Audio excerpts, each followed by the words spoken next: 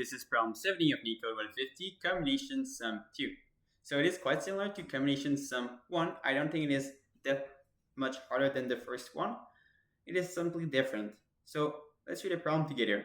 You are given an array of integer candidates which may contain duplicates, and we are also given a target integer.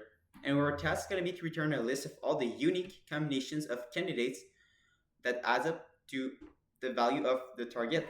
We are also being told that we cannot choose an element twice. So for example, if I look at example 1, I can see that I cannot have 4 times the number 9. The reason that one of the solution is 2, 2, and 4 is because 2 is actually a duplicate.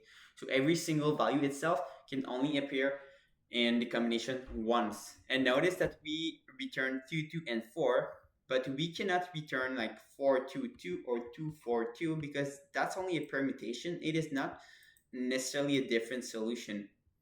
Okay, so with that being said, let's take a look at a pretty good example here. So we have actually 5, 1 in a array, and notice that I first sorted the array. Okay, this is how I will actually keep track of the duplicates. That's how I'm gonna handle them.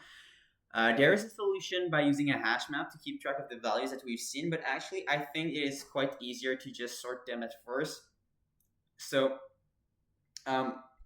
well, we know that we want to have a solution where we actually try to add the 5, 1, okay? We also want to try a solution where we add only 4, 1. We want to have a solution where we add 3, 1. A solution where we add 2, 1. And a solution where we add 1, 1. Okay? Right? Because after this, once we have our 5, 1, we can try maybe add a 2. Then we can try to add a 2 here as well. We can try to add a 3, or we can actually also try to add a 3 here initially instead of, we can try to add a 3 here initially instead of the 2. So like that. All right. So this is going to be a recursive calls. But logic is that when we reach our 1, we have basically 2 things to take. Okay. First, we want to actually test the very next value, right? So it's neighbor to the right. But we also want, like, if for example we want to keep a solution where there is only 1, 1 in the combination, we actually want to use a while loop, so we can like move our pointers to the right until basically we don't have a 1 anymore, so we can have a 2. All right, so this is our 2. So that's the 2 solutions, right? When we are going to be at the third one, for example, when we're going to be right here, we are going to have exactly this solution here, and we also want to have a solution where we have 4, 1 in it. So what we're going to do, we are going to take its very next neighbor like this, and we are also going to use a while loop to move our pointer to take that 2 here. So I will show you how we are going to do this in the code. Okay, and moving our pointer is also going to allow us to actually have other values. So for example, we started with 1, but we also want to make sure that we take all the possibilities where we start with another number, for example like 5, because we know that 5 and 5 will be a solution. So we are going to have to make sure that we don't only start with 1 absolutely. We can pop the value, right? So we're going to use 1, then we're going to pop that 1, and on until we have all the solutions. So let's code this. I think the code itself is going to be pretty self-explanatory. So first we want to create our output array, and we're going to add all the combinations in it, and we are going to be willing to sort candidates. So this guy right here that we are given in the params of combination sum 2. So we're going to say candidates, and with Python we are just going to use this simple method to sort it. And now we are going to define our depth first search function. And what we are going to be willing to do is to, well, for each call, we have to keep track of like all the values that we added in the array. We have to keep track of a sort of point here. We have to also keep track of the total that we have, because we know that if our total is greater than the target, we can just stop the algo running, because we won't get anywhere with that, since we don't have negative values. That's another important thing to acknowledge. We don't have negative values, so we know that if we are over the target, we are never going to reach a negative value that might eventually going to bring our value to the target. So what we are going to be willing to pass, so I'm just going to call this function here, and we know that after we call the function, we are going to return the output. Okay, so now it's time to actually define it. So first, for a pointer, we are actually going to use an index, and for the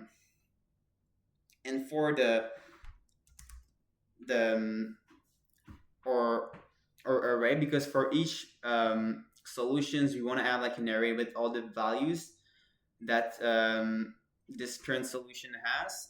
So we are going to call this here, and we are also going to have a total. And at first we want to start at the index 0, and we want to start with an empty array, right? Because we start with no value in the potential combinations, and we want to start with a total of 0. So now that all our setup is on track, we can start writing the algorithm. So now for each recursive call, the first thing that we want to do is to check if the total after this call, or at the beginning of this call, is actually equal to the target. So we're going to say if the total is equal to the target, well, this is where we know that the here, which is going to store all the values, so all the values in here adds up to a total that is equal to this target. So this here is one of the solutions, one of the combinations that we are going to be willing to add in output. So we're going to say output, and we're going to append to it. We're going to append basically a copy of the current. So we have to say copy, because we really want to take that instance of the cure. We don't want to take the global cure because there will be many recursive calls happening. So we have to make sure that we create a copy before appending it to the output, and then we can actually send a return call. So this is the first thing we want to check. Now, second thing we want to check: are we out of bounds? So if our list of candidates has 7 numbers, but our pointer points at the index 7, right? We are actually not going to reach any value. So what we want to check is basically if we want to check if I is equal to the length of the candidates. So this is one thing that tells us that actually we are running out of bound. And there's also another case we have to account for. So basically, if the total we are at is greater than the target, well, we know that we are never going to get back to that target. So in both cases, we want to return, all right? With that being said, we can actually write the recursive function. So first, well, we call that every single values in the array candidates that we are given can only appear once. So the easiest thing that we can first do is to add the cure. So we're going to say cure.append, and we are going to add that number. So candidate at the index I. We are going to append this, and then we're just going to send our depth first search function again. So we are going to just go by one index and take whatever the value is at the index to the right of that value. So this is the first thing that we want to do. Right, so we're going to call our depth first search function. We have to increment the index by 1 because we can't take the value we just took. That's one of the constraints of the problem.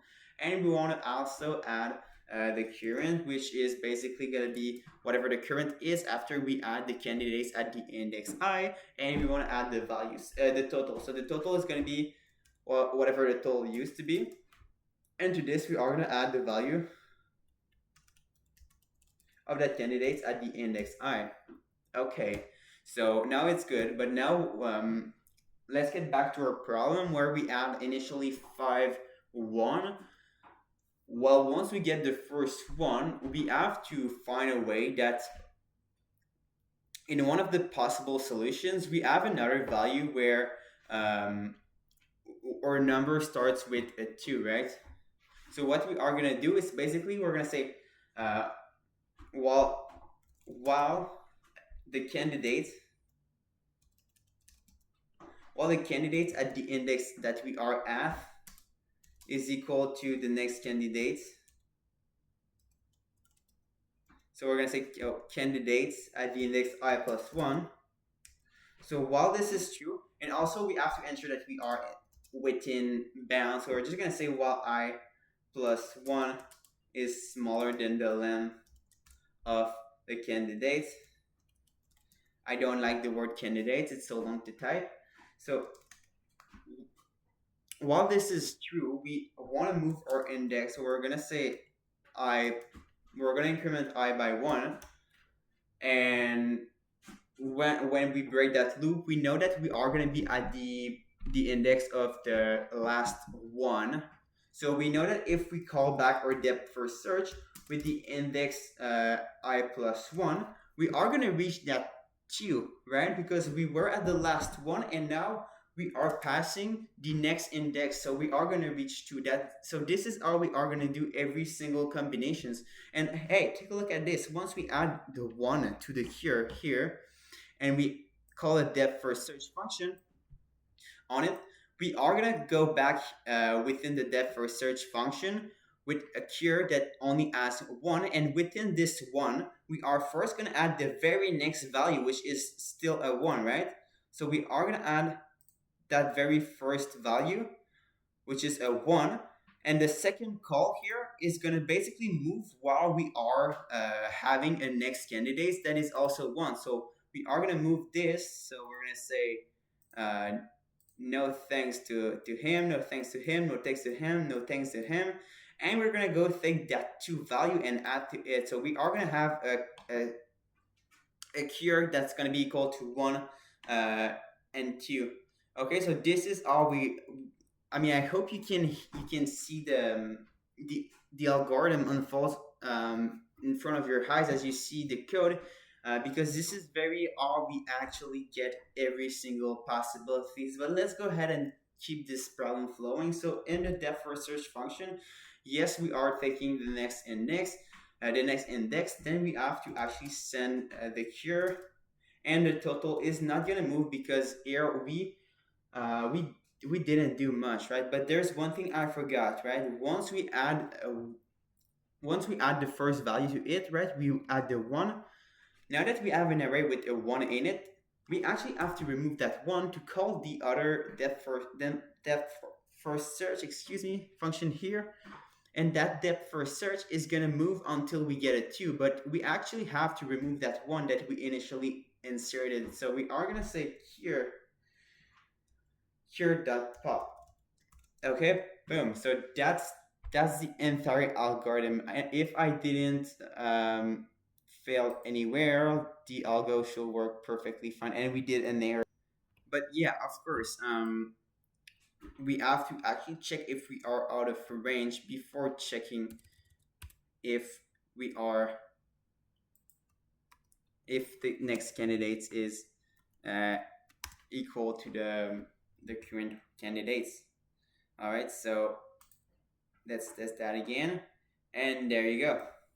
Awesome. So I hope you learned from this video, and I hope to see you in the next one.